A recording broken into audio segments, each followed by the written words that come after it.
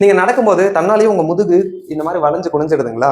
அதே மாதிரி நீங்க என்னதான் நிமிர்ந்து நின்னாலும் ஆட்டோமேட்டிக்கா முன்னாடி உங்க கூன் விழுது அப்படின்னா, உங்க முதுகுல இருக்கக்கூடிய தசைகள் பலவீனமா இருக்கு அப்படின்றது அர்த்தம். அந்த தசைகளை பலப்படுத்துறதுக்கும், நீங்க திரும்ப கம்பீரமா நிமிர்ந்து நடக்கிறதுக்கும் இப்ப நான் 3 எக்ஸர்சைஸ் சொல்லப் போறேன். இதை ட்ரை பண்ணி பாருங்க. உங்ககிட்ட 1 kg டம்பல் இருந்தா இந்த மாதிரி 2 டம்பல் எடுத்துக்கோங்க. அப்படி இல்லைன்னா ஒரு பிரச்சனை இல்லை. இந்த மாதிரி 1 லிட்டர் வாட்டர் கேன் 2 எடுத்துக்கோங்க.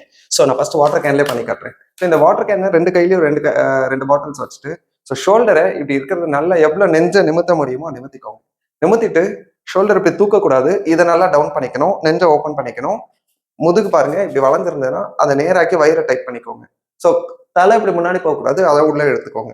ஸோ இப்படி இழுத்துட்டு அப்படியே ரோபோ மாதிரி இப்போ 30 செகண்ட் தொடர்ந்து நடக்கணும். இந்த மாதிரி 30 செகண்ட்ஸ் 3 ரவுண்ட்ஸ் நடந்தீங்கன்னா இந்த எக்ஸசைஸ் கம்ப்ளீட் ஆயிடும். செகண்ட் எக்ஸசைஸ் இந்த மாதிரி டம்பிள் இல்லைன்னா வாட்டர் பாட்டில் எடுத்துக்கோங்க. 2 கையும் தலைக்கு மேல தூக்கிக்கணும். ஸோ நம்ம முதுகு ரொம்ப இப்படி வளர்ந்துருந்தது அப்படின்னா வயிறை டைட் பண்ணி முதுகு நேராக்கிக்கணும். அதே மாதிரி கையை நல்லா பேக்ல எவ்வளவு தூரம் மேல தூக்க முடியுமோ தூக்கிக்கணும். தூக்கிட்டு 30 செகண்ட்ஸ் இப்படியே நடக்கணுங்க.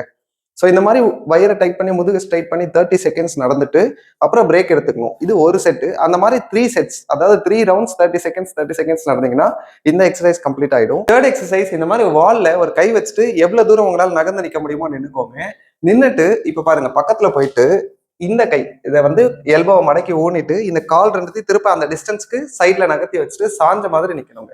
இந்த மாதிரி இந்த மாதிரி சாஞ்சு நின்றுட்டு இடுப்பு இப்படி வளையக்கூடாது. ரொம்ப இப்படி சாயக்கூடாது. இப்படி திரும்பி நிக்க கூடாது. நேரா நிக்கணும். 30 செகண்ட்ஸ் இப்படியே நின்னீங்கன்னா இந்த சைடு இது முடிஞ்சிடும். அடுத்து அதே மாதிரியே இந்த சைடு இந்த கை டிஸ்டன்ஸ் விட்டுட்டு சைட்ல சாஞ்சு 30 செகண்ட்ஸ் அப்படியே நிக்கணும். இது ஒரு செட்டு. இந்த மாதிரி 3 செட்ஸ் பண்ணிக்கோங்க. பண்ணிட்டீங்கன்னா இந்த எக்ஸசைஸ் உங்களுக்கு கம்ப்ளீட் ஆயிடும்.